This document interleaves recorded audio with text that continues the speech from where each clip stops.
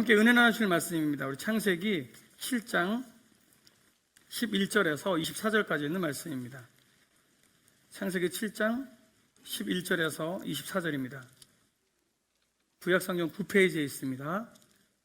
봉독해 드리도록 하겠습니다.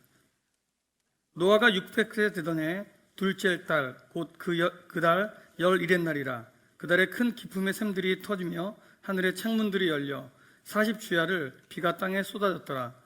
곧 그날에 노아와 그의 아들 셈, 함, 야벳과 노아의 아내와 세 며느리가 다 방주로 들어갔고 그들과 모든 들짐승들이 그 종류대로, 모든 가축이 그 종류대로, 땅에 기는 모든 것이 그 종류대로, 모든 새가 그 종류대로, 무릇 생명의 기운이 있는 육체가 둘씩 노아에게 나와 방주로 들어갔으니 들어간 것들은 모든 것의 암수라. 하나님이 그에게 명하신 대로 들어가매 여호와께서 그를 들여보내고 문을 닫으시니라. 홍수가 땅에 40일 동안 계속된지라. 물이 많아져 방주가 땅에서 떠올랐고 물이 더 많아져 땅에 넘침에 방주가 물 위에 떠다녔으며 물이 땅에 더욱 넘침에 천하의 높은 산이 다 잠겼더니 물이 불어서 15규빗이나 오르니 산들이 잠긴지라. 땅 위에 움직이는 생물이 다 죽었으니 곧 새와 가축과 들짐승과 땅에 기는 모든 것과 모든 사람이라. 육지에 있어 그 코에 생명의 기운이 숨이 있는 것은 다 죽었더라. 지면의 모든 생물을 쓸어버리시니 곧 사람과 가축과 기는 것과 공중의 새까지라. 이들은 땅에서 쓸어버림을 당하였으되 오직 노아와 그와 함께 방주에 있던 자들만 남았더라. 물이 150일을 땅에 넘쳤더라. 아멘. 아멘. 혹시 여러분 어린 시절 학교에서 배웠던 아르키메데스의 원리라는 걸 기억하십니까? 네. 부력의 원리, 어렴풋이 기억하시는 분도 계시고 혹은 전혀 기억이 없으시거나 관심이 없으신 분도 계실 겁니다. 그런데 여러분들이 그 부력의 원리, 아르키메데스가 발견한 그 원리를 알고 계시든 알지 못하고 계시든 상관없이 여러분은 지금 그 원리의 영향을 받고 있다는 것을 아셔야 합니다. 여러분이 수영장에 가셨을 때 어떤 사람은 물에 뜨고 어떤 사람은 물에 가라앉습니다. 부력의 원리의 작용에 의한 것입니다. 여러분이 목욕탕에 가셔서 물속에 들어가면 왠지 모르게 몸이 가벼워진 듯한 느낌을 받습니다. 그리고 여러분이 그 가벼워지는 느낌을 받을 때에 욕탕 밖으로 물이 훅 쏟아져 가는 것을 보십니다. 좀 많이 쏟아지시는 분들은 다이어트를 하셔야 됩니다.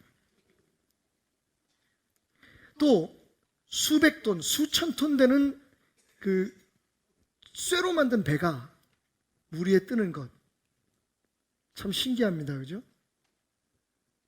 우리가 그것이 왜 뜨는지 깊이 생각하지 않고 그 배를 타지만, 그리고 항상 그 안에서 마음을 편안히 가질 수 있지만 사실은 그 배가 떠 있는 것에는 우리가 믿던 믿지 않던, 알던 알고 있지 않던 거기에 작용하는 부력의 원리, 아르키메데스의 원리라는 것이 존재하기 때문입니다. 이대로는 설교가 진행이 좀 어려울 것 같아요. 여러분 지금 멀뚱멀뚱하고 계시거든요. 여러분들에게 좀 쉽게 설명해 드리기 위해서 제가 제 사무실에 있는 여러 가지 소품들을 좀 가져와 봤는데요.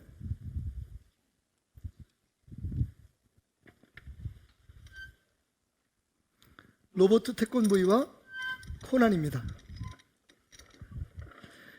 아이들이 예배가 끝나면 제 방에 달려 내려오는 이유가 있습니다.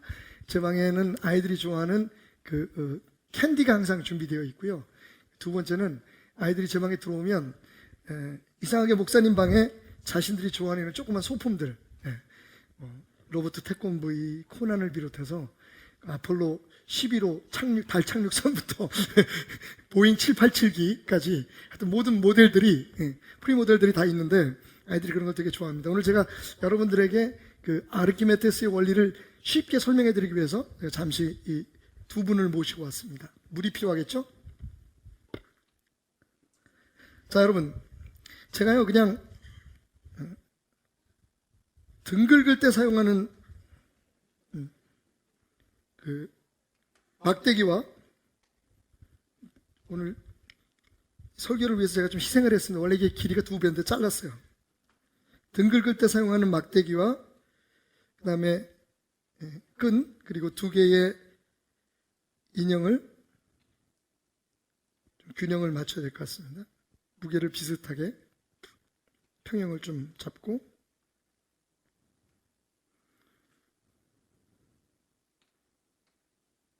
자, 여러분 지금 평형을 이루었죠? 이 2개의 무게가 지금 평형을 이루었습니다. 자, 그런데 일단 이 코난이 보니까 스노클링 할 준비가 된 것 같아요. 그래서 코난을 물에다 잠깐 담가 보겠습니다. 여러분 잘 보십시오. 무슨 현상이 일어납니까? 태권브이가 밑으로 떨어지죠.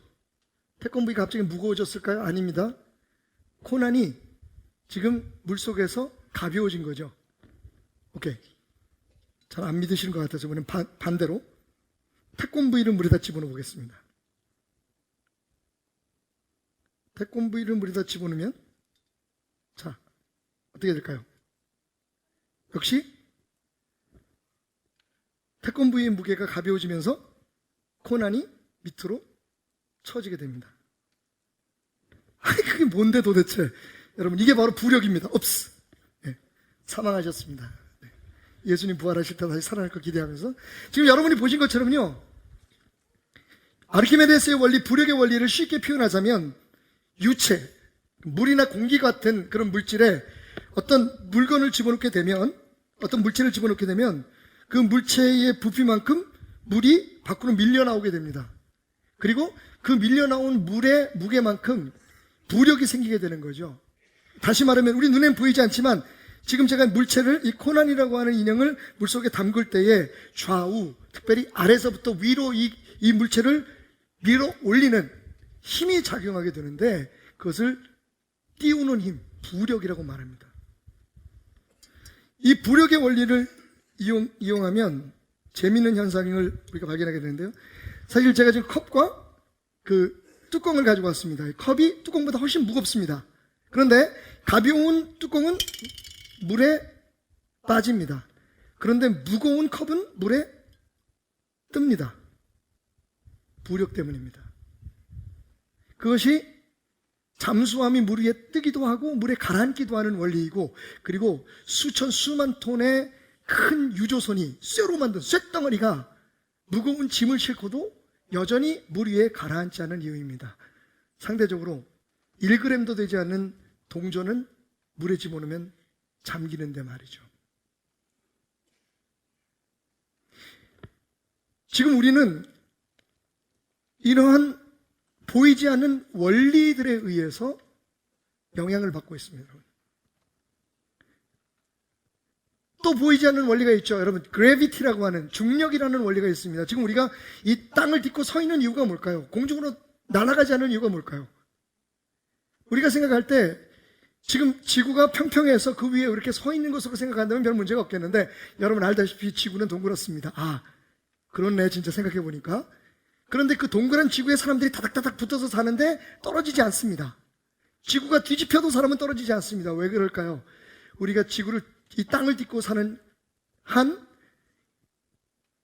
땅 중심에서 우리를 잡아당기는 힘이 우리를 붙들고 있고, 그만큼의 힘으로 우리가 지금 땅을 밀치고 있기 때문에 그 이루어진 균형이 우리를 이 땅을 밟고 살아가게 만드는 겁니다. 눈에 보이지 않는 원리입니다. 프린시플.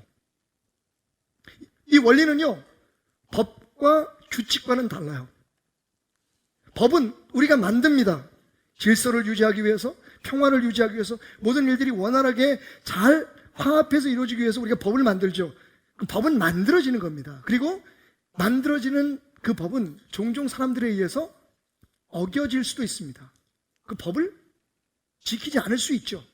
그러면 그 법을 지키지 않는 사람들을 또 법 가운데로 끌어들이기 위해서 또 새로운 법을 만들게 되죠.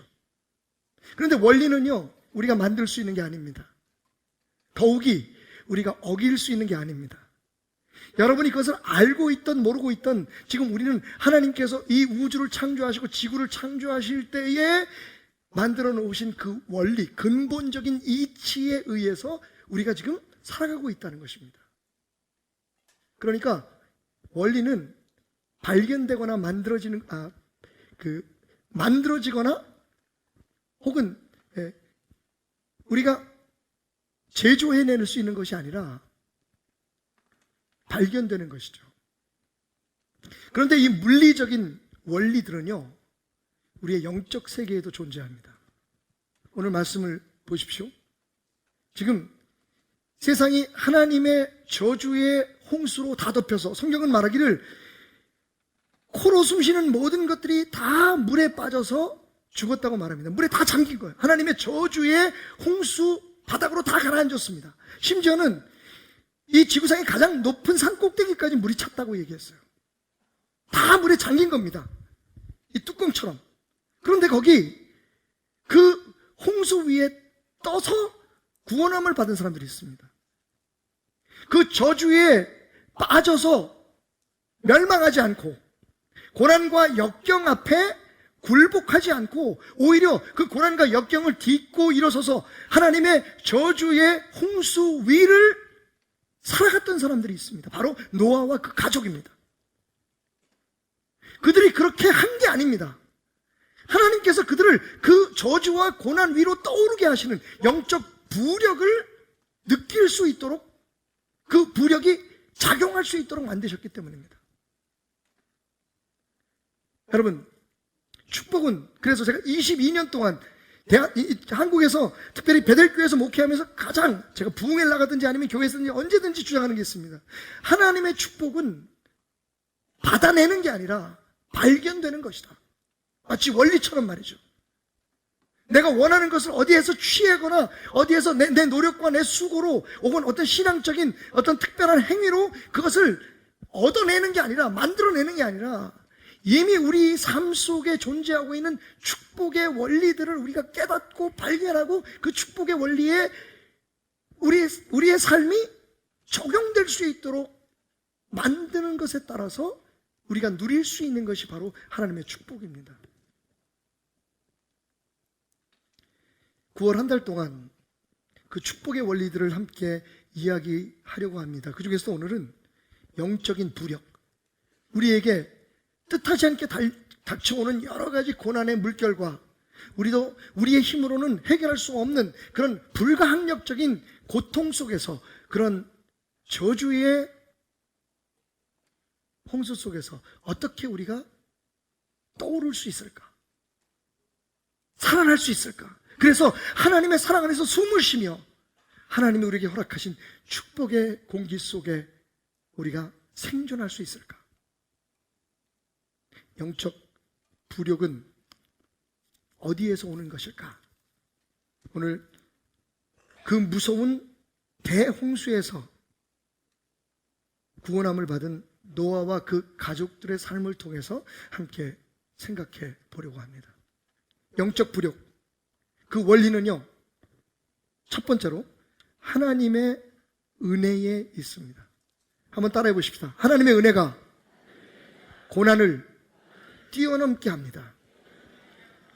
여러분, 아르키메데스가 발견한 이 부력의 힘이 보이지 않는 세상 속에 항상 작용하고 있었던 것처럼 우리의 삶 속에 우리를 고난에서 이겨내게 하고 밀려오는 모든 재앙과 저주에서 우리를 구원케 하는, 우리가 구원받을 수 있게 하는 힘이 항상 거기 있습니다.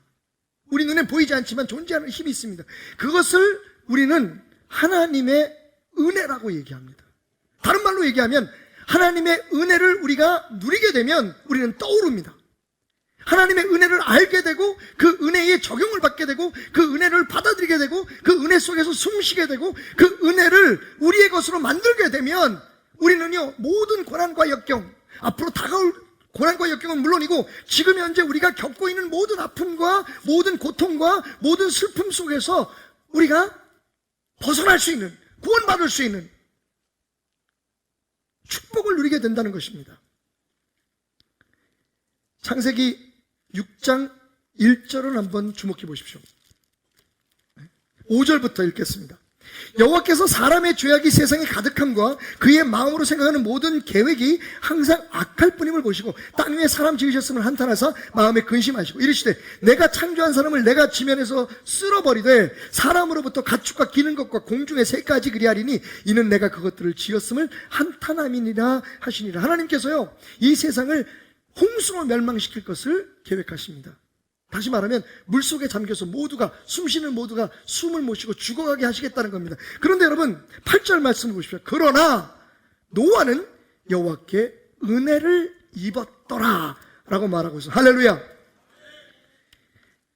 이 세상을 멸망시키신 것은 하나님의 계획이었습니다. 하나님이 그렇게 하셨습니다. 그런데 이 세상을 멸망시킬 때에, 이 세상을 고통 중에, 고난 중에, 역경 중에, 재앙 중에, 저주 중에 이 세상이 멸망하게 할 때에 구원하시기로 결정하시고 구원하신 사람들이 있습니다. 그것도 하나님께서 하신 겁니다. 무엇에 근거해서? 하나님의 은혜에 근거해서. 물론 노아가 하나님의 은혜를 받을 만한 여러 가지 이유들이 성경에는 기록되어 있습니다만, 그렇다고 해서 여러분, 노아가 그 당시에 무슨 정치적인 지도자였거나 엄청난 업적을 이룬 사람이 아니었습니다. 그가 무슨 공부를 많이 했거나 돈을 많이 가지고 있는 힘 있는 부자가 아니었습니다. 전적으로 하나님께서 노아의 믿음을 보시고 노아의 행위를 보시고 노아의 삶을 보시고 내가 이 사람은 살려야겠다, 이 사람은 이 저주의 물속에서 떠오르게 해야겠다, 구원을 해야겠다 결정하신 그 은혜로 말미암아, 값없이 주어진 하나님의 사랑으로 말미암아 노아가 그 저주의 홍수에서 살아날 수 있었음을 기억하시기 바랍니다. 창세기 7장 16절은 또 이렇게 말합니다. 하나님이 그에게 명하신 대로 들어가매 여호와께서 그를 들여 보내고 문을 닫으셨다. 하나님께서 그 노아를 살리시기 위해서 그에게 명령을 내리셨죠. 이제 얼마 있지 않으면 홍수가 온 세상을 덮을 것이다. 코로 숨쉬는 모든 생물이 죽을 거다. 심지어는 하늘에 나는 새까지도 다 멸절할 것이다. 그런데 내가 너와 너의 가족을 살리기 위해서 너에게 명령한다. 방주를 만들어라. 물 위에 뜨는 방주를 만들라고 말씀하셨습니다. 그런데 그 물 위에 뜨는 방주, 아르키메데스의 원리에 의해서 부력에 의해서 떠오르는 방주를 만들기 전에 하나님은요, 그에게 영적인 구원의 길을 허락하셨던 겁니다. 영적인 부력에 적용을 받는 축복의 삶을 허하신 거죠. 오늘 홍수가 시작되고 노아가 약 100년에 가까운 세월 그 수많은 비난과 조롱 가운데 만들었던 방주가 물 위에 뜨기 시작할 때에 하나님께서 그 방주의 문을 닫으셨다고 말합니다. 노아가 닫은 게 아닙니다. 이 얘기는 노아 스스로가 자기를 구원할 힘이 있었거나 노아 스스로가 그 고난의 홍수 위로 떠오를 수 있는 능력이 있지 않았음을 말해주고 있습니다. 하나님께서 마지막 문까지 닫아주십니다. 저주의 물결이 그 배 안에, 그 가족의 삶에, 그들의 삶에 스며들지 못하도록 하나님께서 은혜로 그들을 덮으신 겁니다. 그리고 그들은 저주의 홍수 위로 떠올랐습니다. 하나님의 구원의 능력, 영적인 부력을 경험하는 순간입니다. 여러분, 지난 며칠 동안도 저는 참으로 감당할 수 없을 만큼 가슴 아픈 이야기들을 많이 들었습니다. 그 시리아 아이의 이야기뿐만 아니라 우리 교인들 가운데도 정말 건강하고 전혀 예상치 못했던 사람들이 암으로 혹은 생각하지도 못했던 질병으로 갑자기 병원에 누워서 삶과 죽음을 이야기할 만큼 위기의 상에 처한 것을 보게 되었습니다. 믿겨지지 않은 사실입니다. 생각하지도 못했던 일들이었습니다. 그런데 그것이 우리에게 일어난 겁니다. 우리가 예상치 못했던 많은 일들은 우리가 생각하지 못했던 때에 우리에게 밀려올 수 있습니다. 그리고 그것이 우리의 힘으로 해결될 수 없다고 느껴지는 절망으로 우리를 끌어갈 때가 있습니다. 하지만 여러분 기억하십시오. 영원히 죽을 수밖에 없는 우리를 십자가의 은혜로 구원하시고 저 천국으로 떠오르게 하신 하나님의 능력이, 그 영적인 부력이 오늘 여러분에게 보장되어 있다는 사실은 말입니다. 그건 새롭게 만들어지는 게 아닙니다. 지금 여러분이 겪고 있는 육체적인 고통과 삶의 문제들, 가정의 여러 가지 상황들과 헤어날 수 없다고 생각하는 절망적인 그 고난의 물속에서 하나님은 여전히 여러분을 떠오르게 하는, 여러분을 건져내실 수 있는 놀라운 힘을, 그 원리를 지금 작동하고 계신다는 것을 기억하시기 바랍니다. 하나님의 은혜면 됩니다. 하나님이 하시면 됩니다. 내 힘으로는 할 수 없지만, 그 누구도 나를 도와줄 수 없지만 하나님이 은혜를 베푸시면 노아의 가정처럼 살아날 수 있습니다. 그 고난을 이겨낼 수 있습니다. 고난 중에서도 저 천국을 숨쉴 수 있다는 말입니다. 우리에게 닥쳐오는 고난, 우리에게 닥쳐오는 역경들을 우리가 피할 수는 없겠지만 여러분, 그 역경을 이겨낼 수는 있습니다. 극복할 수 있습니다. 그 역경을 딛고 떠오를 수 있다는 겁니다. 날아오를 수 있다는 것입니다. 그것이 바로 부력의 원리입니다. 어떤 사람은 물에 가라앉지만 어떤 사람은 물에 떠오른다. 여러분, 그런데 여러분, 이 아르키메데스의 원리에 굉장히 중요한 요소가 하나 있습니다. 그게 뭔지 아십니까? 무엇으로 만들어졌느냐는 중요하지 않습니다. 그게 세라믹으로 만들어졌든 철로 만들어졌든 여러분, 부력을 받기만 하면 떠오릅니다. 부력을 받지 못하면 가라앉습니다. 우리의 삶도 마찬가지입니다. 우리가 누구냐가 중요한 게 아닙니다. 중요한 건 하나님의 원리입니다. 우리가 만들어낼 수도 없고 우리가 지어낼 수도 없는, 우리를 받들어 올리는, 우리를 모든 고난과 역경에서 구원해내는, 우리를 절망에서 살게 하는 하나님의 그 원리, 축복의 원리가 작용하는 이상 여러분이 누구인가는 중요하지 않습니다. 나이가 몇 살인가 중요하지 않습니다. 그 원리에 적용을 받기만 하면, 그 힘을 받기만 하면, 그 은혜 속에 있기만 하면 여러분이 모든 어려움에서, 고난에서, 절망에서 살아나게 될 줄 믿습니다. 구원받게 될 줄 믿습니다. 그것이 노아를 통해서 하나님께서 우리에게 보여주시는 영적 부력의 원리인 것입니다. 자, 그러면 이 영적인 부력, 하나님의 은혜는 어떻게 우리가 누릴 수 있겠습니까? 바로 믿음입니다. 따라해 보십시오. 믿음이 없으면 하나님의 은혜도 없다. 여러분, 하나님은 우리에게 어떤 다른 것을 요구하지 않으셨습니다. 믿음을 요구하셨습니다. 하나님을 위해서 우리에게 뭐라를 하라고 말씀하지 않으셨습니다. 여러분, 물론 하나님의 명령에 따라서 노아가 방주를 지었습니다. 하지만 여러분, 그 방주는요, 사람들에게 자랑하기 위한 물건이 아니었습니다. 그 방주는 다른 어떤 사람들에게 무슨 이익을 줄 수 있는 그런 훌륭한 작품이 아니었습니다. 하나님의 말씀에 의하면 그들이 짓고 있는 방주가 도대체 무엇인지조차 알지 못했다고 말하고 있습니다. 히브리서 11장 7절, 믿음으로 노아는 아직 보이지 않는 일의 경고하심을 받아 경외함으로 방주를 준비하여 그 집을 구원하였으니 이로 말미암아 세상을 정죄하고 믿음을 따르는 의의 상속자가 되었느니라. 여러분, 노아는요, 비를 한 번도 보지 못한 사람입니다. 그때까지 성경의 기록에 따르면 이 땅에는 비가 내리지 않았습니다. 첫 번째 내린 비가 완전히 홍수였습니다. 보지 않은 비가 내린다는 것을 믿고 그 비가 쏟아질 때에 일어날 수 있는 홍수의 재앙에서 구원해 주시는 길이 배라는 것, 방주라는 것을 믿고 그는 그냥 하나님이 시키는 대로, 하나님이 명령하신 재료에 따라, 그 규격에 따라 그 방주를 만들었던 겁니다. 그리고 결국은 그러한 그의 믿음이 그를 구원했습니다. 방주는요, 노아의 하나님에 대한 믿음의 하나의 결과였을 뿐이에요. 방주를 지어서 노아의 믿음이 좋아진 게 아닙니다. 여러분, 우리의 문제가 뭔지 아세요? 하나님은 보이지 않는데 보이지 않는 하나님을 보이는 방법으로 믿으려고 하는 겁니다. 보이는 것으로 우리의 믿음을 증명하려고 합니다. 맞습니다, 여러분. 그것도 중요합니다. 그 사람이 얼마나 교회에 충성되고, 그 사람이 얼마나 좋은 일에 헌신하고, 얼마나 교회를 잘 이끌어 나가고 교회에서 훌륭한 일을 하고 있는지, 그 사람이 가정에서 어떤 모습을 겉으로 보여지는 모습이 중요하지만 여러분, 분명한 것은요, 그것은 얼마든지 만들어질 수 있습니다. 다른 목적 때문에. 내가 하나님에 대한 믿음, 하나님에 대한 은혜가 아니라 정말 사람들에게 내가 괜찮은 사람이다, 내가 능력 있는 사람이다, 저 사람은 정말 교회에 엄청난 일을 하는 사람이야 라고 하는 것을 과시하고 보여주기 위해서 그렇게 할 수 있다는 겁니다. 그런데 진짜 믿음은 바로 그런 일들을 하게 하는 보이지 않는 마음 속에 있습니다.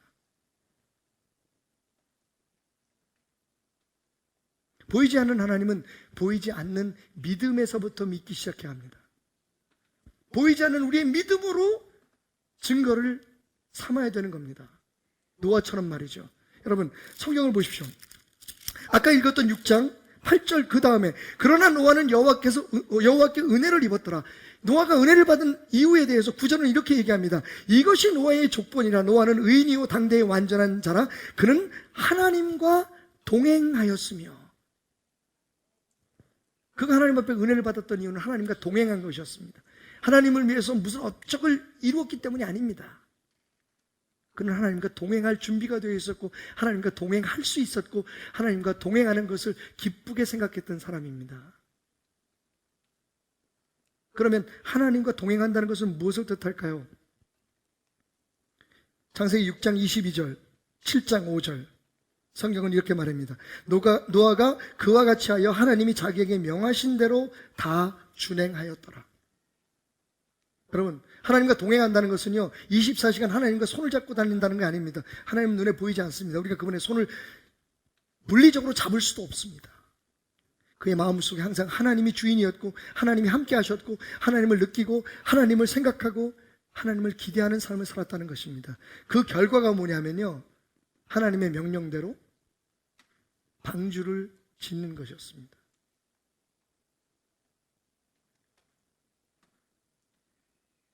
믿음입니다, 여러분. 믿음이 우리를 하나님의 은혜로 이끌어주고 그 은혜가 우리를 모든 고난과 역경 속에서 우리의 삶에 불필요한 모든 아픔 속에서 우리를 이겨내게 하고 승리하게 하는 영적 부력이 될 수 있다는 겁니다. 그러니까 하나님을 믿으면서도 이 은혜를 모르는 사람, 진짜 믿음이 없는 사람은 역경 속에서 여전히 아파하고 고난 속에서 헤어나지 못하고 잠겨가는 저 물체들처럼 그냥 허우적거릴 수밖에 없는 겁니다. 영적 부력을 경험하십시오. 고난이 와도 역경이 와도 세상 모든 사람들이 겪는 어떠한 어려움 속에서도 여전히 천국을 바라보고 노래하고 그 소망으로 그 믿음으로 하나님을 찬양할 수 있는 삶을 사십시오. 사도 바울이 그랬던 것처럼 베드로가 그랬던 것처럼 모세가 그랬던 것처럼 엘리야가 그랬던 것처럼 여러분 그들의 삶에 고통이 고난이 없었던 것이 아닙니다.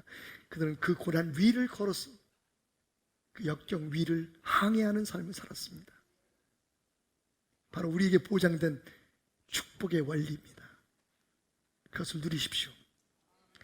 그것을 위해서 은혜로 말미암아 극복할 수 있는 모든 고난, 믿음으로 말미암아 누릴 수 있는 그 은혜를 유지할 수 있는 또 하나의 영적 부력의 원리가 있는데 그게 뭐냐면 사랑입니다. 한번 따라해 봅시다. 가족들의 사랑과 신뢰가 고난을 극복하는 큰 힘입니다. 여러분 우리가 노아를 생각할 때 노아의 믿음을 생각할 때 한 가지 그 주변의 상황에서 발견하게 되는 은혜가 있습니다. 말씀드렸죠. 500살 때부터 노아가 자녀들을 낳기 시작했다고 성경은 말하고 있습니다. 그리고 600살 때에 홍수가 시작되었습니다. 그러니까 사실은 어떤 분들은 120년 동안 노아가 그 방주를 지었다고 얘기하지만 사실 제 계산으로 보면 100년이 조금 되지 않는 기간 동안에 노아가 방주를 졌습니다. 100년밖에 안 돼? 여러분 100년밖에 안 되는 게 아닙니다. 생각해 보십시오. 노아뿐만 아니라 노아 가족들도 배라는 걸 몰라요. 비라는 걸 모릅니다. 홍수가 일어난다는 건 꿈도 못 꿔요. 그런데 그들에게 하나님께서 그런 노아에게 하나님께서 그 홍수를 대비하라 배를 지으라고 말씀하셨습니다. 그 명령을 듣고 아버지가 노아가 갑자기 남편이 산 위에 올라가서 배라는 걸 짓기 시작합니다. 여러분 미치고 팔짝 뛸 일입니다.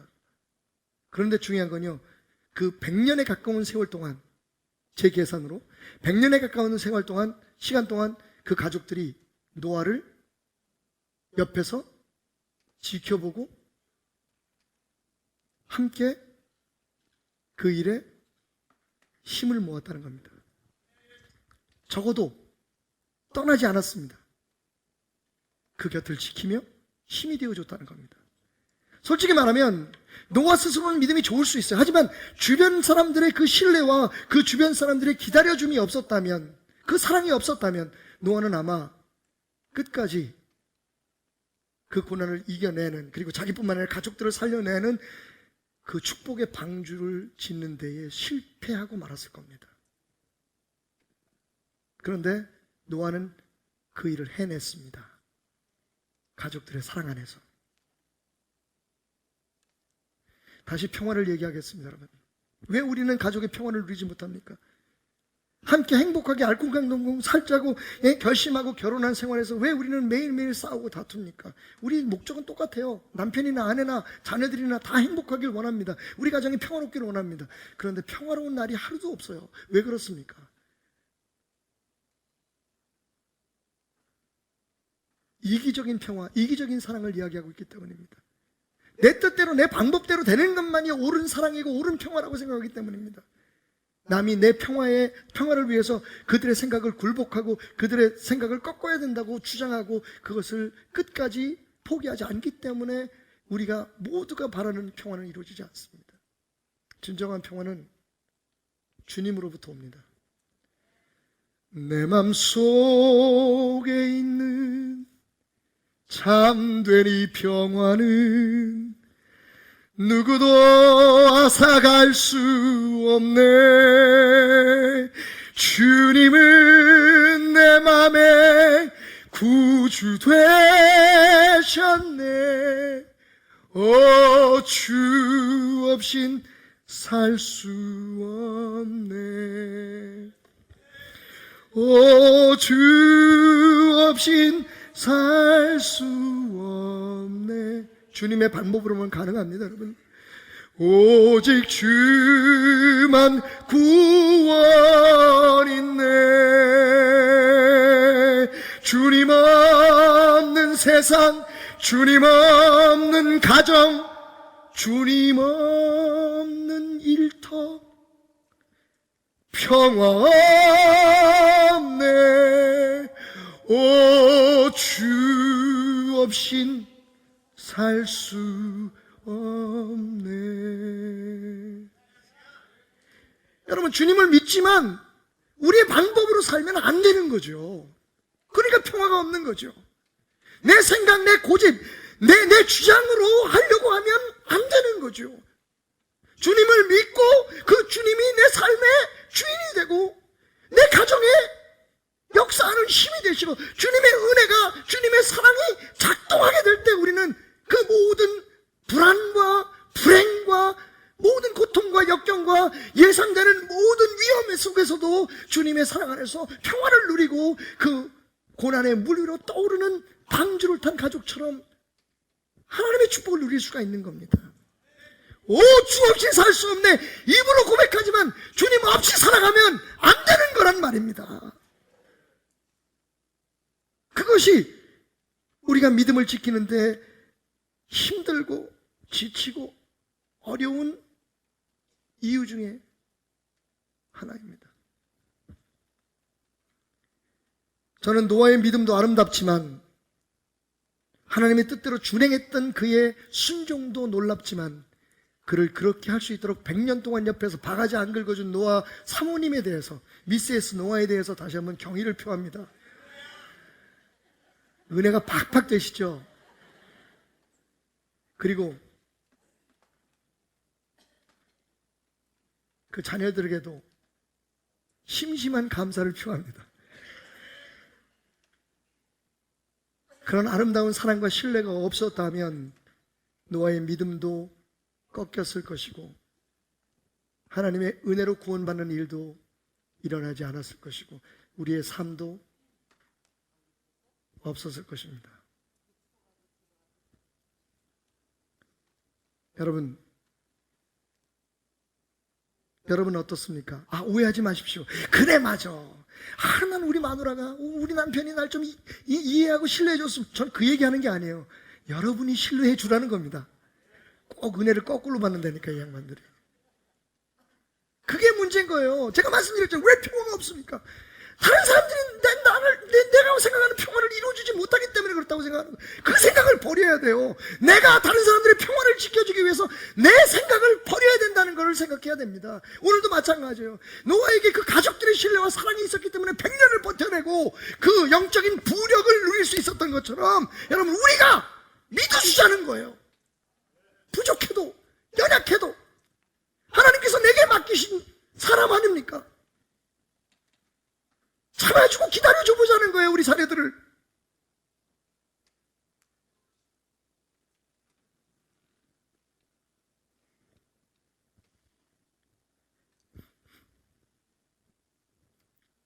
신인철 씨가 쓴 가족과 한 시간이라는 책 속에 나온 이야기입니다.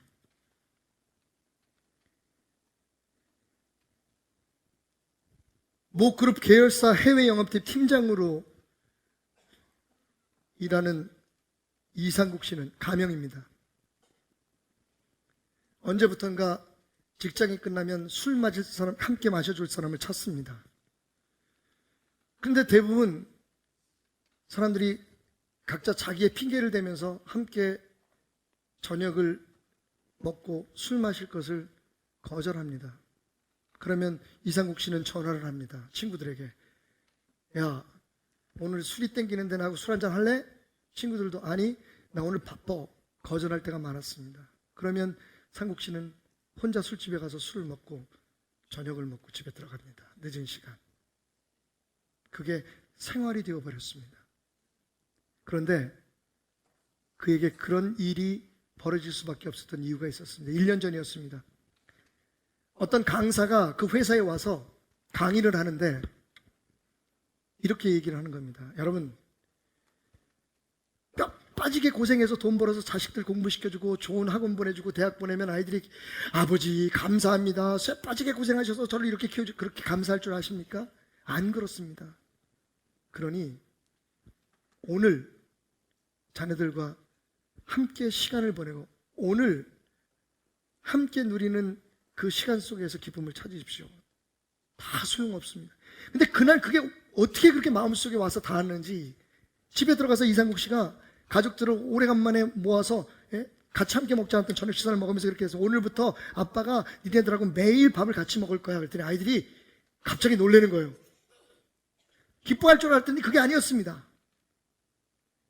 그날부터 상국 씨는 학원 갈 시간이 바쁘다고 하는 딸을 앉혀서 야, 아빠하고 밥 먹고 가야지. 아빠가 일부러 일찍 들어왔는데 마음과 눈은 방에 있는 컴퓨터 게임에 가 있는 막내 아들 억지로 끌어내가지고 야, 밥은 먹고 해야지. 아빠하고, 야, 아빠가 니네들하고 시간 보내려고 일부러 이렇게 왔는데 고맙지도 않냐? 그렇게 해서 몇 주가 지나갔어요. 그런데 어느 날 상국 씨가 듣지 말아야 할 부인과 막내 아들의 대화를 듣고 만 겁니다. 방 앞을 지나가는데 들으려고 한 게 아닌데 열려있는 문틈으로 이런 소리가 들리는 거예요. 아들이 화를 내면서 이렇게 합니다. 엄마, 아빠 옛날처럼 밖에서 밥 먹고 들어오면 안 돼? 아, 제발 아빠 밖에서 저녁 먹고 들어오라 그래. 귀찮아 죽겠어. 상처가 되었지만 어린 아들의 이야기니 참겠다 생각했습니다. 그리고 그 주에 주말에 가족 행사가 있어서 차를 타고 아내하고 하는데 아내가 뼈 있는 농담을 하는 겁니다. 웃자고 하는 이야기인지 아니면 들으라는 이야기인지. 아내가 갑자기 밑도 끝도 없이 이런 이야기를 시작합니다. 여보, 요즘 아이들 서울대학 보내는데 필요한 3대 요소가 뭔 줄 알아? 그게 뭔데? 첫째는 할아버지의 재력이래. 돈 있는 할아버지가 있어야지 아이를 좋은 대학 보내고, 둘째는 엄마의 정보력이래. 엄마가 열심히 다니면서 학교에 대한 정보를 얻어야 된대. 세 번째는 뭔데? 세 번째는 말이지, 여보 되게 재밌다, 아빠의 무관심이래. 엄마가 하는 대로 아빠가 그냥 내버려 두고 애가 하는 대로 그냥 내버려 둬야만, 쉽게 말하면 아빠는 신경 쓰지 말아야 아이가 잘 된다는 겁니다. 그 얘기를 듣는데 눈물이 쏟아지려고 하는데 참았답니다. 그리고 그 다음 월요일부터 상국 씨는 다시 친구들이 있으면 친구들과 함께, 아니면 혼자 밥을 먹고 술을 먹고 취해서 집에 들어갑니다. 그게 가족을 도와주는 일이니까요. 이게 가족입니까, 여러분? 또 한 얘기가 있습니다. 김태철 사장의 이야기입니다. 같은 책에 나온 이야기예요. 원래 그는 식당에 식자재나 주방기구 같은 것들을 공급하는 그런 영업부장으로 일했던 사람입니다. 근데 하다 보니까 자기가 식당을 차리면 돈을 벌 수 있을 것 같아. 그래서 사표를 내고 융자를 많이 내서 식당을 차렸습니다. 근데 생각처럼 장사가 안 되는 거예요. 파리를 날렸습니다. 언제부턴가 김태철 사장에게는 그래서 역시 가명입니다. 습관이 생겼습니다. 그게 뭐냐면 몇 명 안 되는 손님들이 먹다 남기고 간 소주를 밤늦게 혼자 앉아서 문을 닫을 시간까지 빈 가게에서 홀짝홀짝 마시는 것이었습니다. 자기가 가족들을 위해서 너무 큰 잘못을 했다고 생각한 거죠. 그냥 회사를 다녔으면. 그날도 손님이 남긴 술을 먹고 잔뜩 취해서 비틀거리며 노래를 부르며 흥얼거리고 집으로 돌아가고 있는데 집 앞에 있는 골목 가로수 아래 이제 고등학교 2학년인 막내 아들이 서 있는 거예요. 자기를 발견하더니 반갑게 다가와서 아빠 매일 이렇게 술을 먹으면 어떡해. 아들아 네가 내 마음 아니? 사랑한다 아들아. 그랬더니 갑자기 아들이 주머니에서 뭘 하나 내서 주는 겁니다. 보니까 저금 통장이에요. 취한 눈으로 바라보니 180만 원이라고 찍혀 있었습니다. 아들이 이렇게 얘기하는 겁니다. 아빠, 장사 좀 제대로 해봐.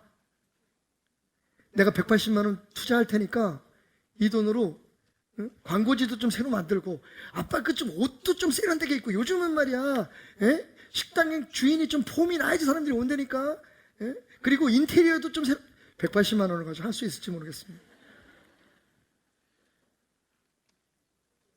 그러니까 아빠 장사 잘 돼서 돈 벌면 나한테 2배로 갚으면 돼. 알았지 아빠? 난 아빠를 믿어. 그리고 그는 돌아서서 가는 겁니다. 그날 김태철 사장은 마음을 새롭게 잡습니다.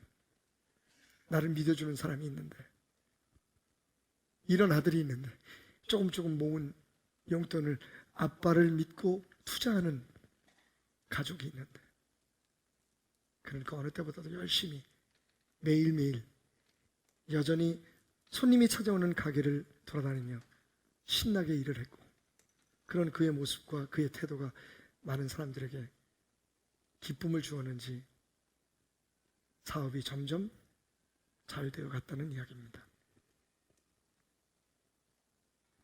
여러분, 하나님은 약속하셨습니다. 물 가운데 지날 때 그 물이 너희를 침몰치 못할 것이고 불 가운데 지날 때 그 불이 너희를 사르지 못할 것이다. 내가 너희를 지켜주고 내가 너를 모든 고난의 홍수와 고난의 불 속에서 떠오르게 하여 건져내어 너희를 살리리라. 왜냐하면 너희는 내 아들, 딸이니까.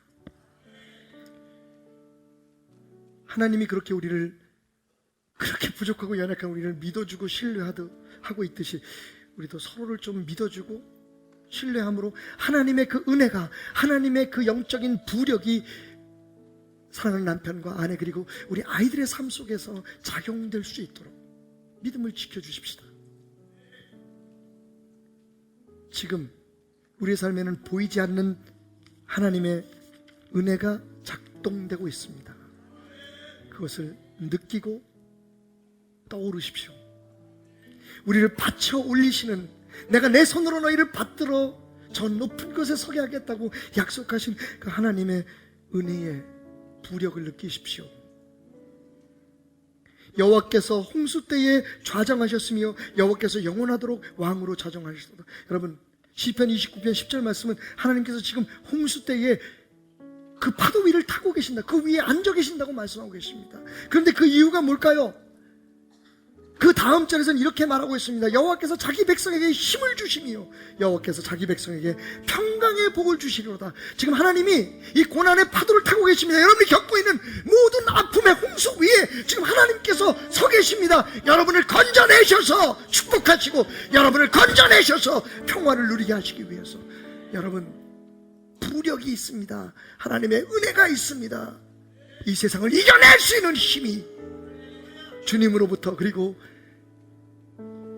우리의 사랑에서부터 시작될 수 있음을 기억하십시오. 하나님의 은혜를 소망하고 그 하나님을 믿고 서로 사랑함으로 그 믿음을 지켜주는 것, 소망과 믿음과 사랑, 흔들림이 없는 믿음 위에 담이 없는 사랑으로 끝없는 소망을 이루어가는 베델교회가, 그리고 여러분이 되시기를 주님의 이름으로 축원드립니다. 우리 저 물 밖에서 보십시다. 기도하겠습니다. 주여!